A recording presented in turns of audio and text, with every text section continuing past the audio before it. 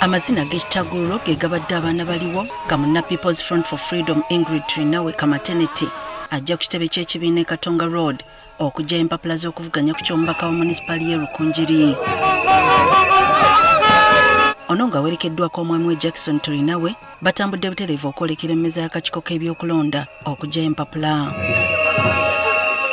Oluvannyuma akulira akakiiko k'ebyokulonda mu People's Front for Freedom Michael Kabaziguruka amukwasizza empapula n'aweera nga bw'azze okukolera abantu be. Please study the guidelines very well. Era nziggyeyo empapula zino kubanga abantu b'e Rukungiri basazeewo ngende mbakiikirire mu Parliament. Mbadde mbakolera ate nga mbaweereza naye nga nkolera ku street nga sirina office. Kati basazeewo bampeereze office.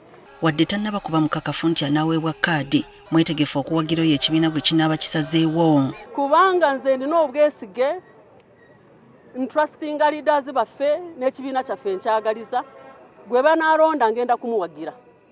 Naye bwe bandonda nja kusaba be bataronze nabo bakole ki bampagire. We butuukidde olwaleero ng'abantu abasoba mu 100 be bakajjayo empapula okuvuganya ku ky'omubaka wa Paalamenti okwetooloola eggwanga lyonna nga buli omu aweera okuweereza abantu be. Mala n'ennyingira Paalamenti ngenda kuteesa nsitule eddoboozi lya bannalubaga.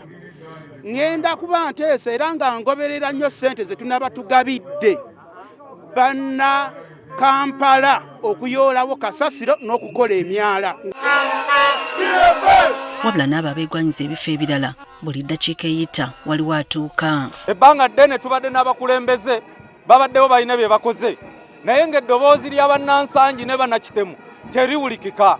Kano ke kadde mufunye eddoboozi erigenda okuwulikika Uganda yonna. Olwaleero nzize tutandike enkola empya ey'okununula Kawempe South. Njagala tuteekewo obukulembeze obuwulira abantu, obunaakolera abantu, obunadde eri abantu. Tulina ebizibu bya insecurity mu university, tulina ebizibu bya garbage mu university, tulina abakozi mu university abacomplaining omusaala okujja late n'abamu obutabasasulirako ddala. So ne issues endala nyingi. So kino kye kiseera nti abakulembeze badde bafuna badde tebafaayo. Bino nga bigenda mu maaso ekibiina kirangiridde nga kigenda okutuuza ttabamiruka waakyo ng'ennaku z'omwezi 8 Lwokubiri lwa wiiki ejja ng'asuubirwa okwetabwamu abantu abasukka mu 1,000 basobole okukiikirira abo abasukka 5,000 abaawandiisa ekibiina kino nga bataddeko signature ku mpapula ezaawandiisa ekibiina.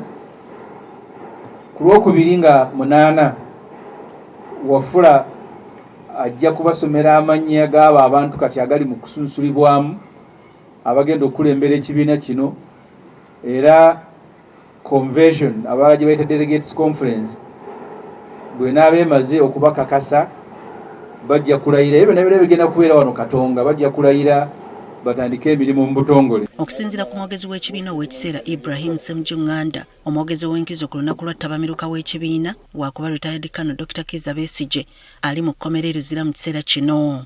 Naye yateeseteese dda speech ye gy'agenda okutuusaako ku badelegates abanaabeera wano. So gwanga twaga alimanye nti omuntu asobola okubeera ng'ali mu kkomera naye era ng'akyali wa mugaso. Wano batubulidde ng'ekibiina bwe kiwadde kkooti enkulu wiiki emu yokka okugoberera ssemateeka bawozesa abantu baabwe mu kkooti enkulu nga bwe kyasalibwawo oba si kyo bakugumba ku kkooti eno. Kubanga mu constitution Besigye amaze ennaku 180 ng'ali mu kkomera nga tawozesebwa. High Court yeebuzaabuza naye tugiraba. So twagala kubategeeza mu abalamuzi abali mu High Court kati tubawaddeyo wiiki emu tumala okutongoza ekibiina kyaffe ekiddako mutulinde. Emirimu tugenda kujja tugitambulizaawo mu High Court ffenna abamemba ba PFF.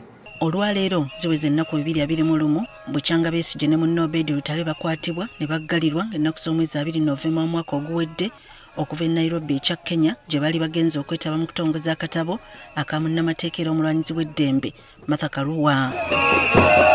Susan Nanyanzi agafeeyo ku Spark TV.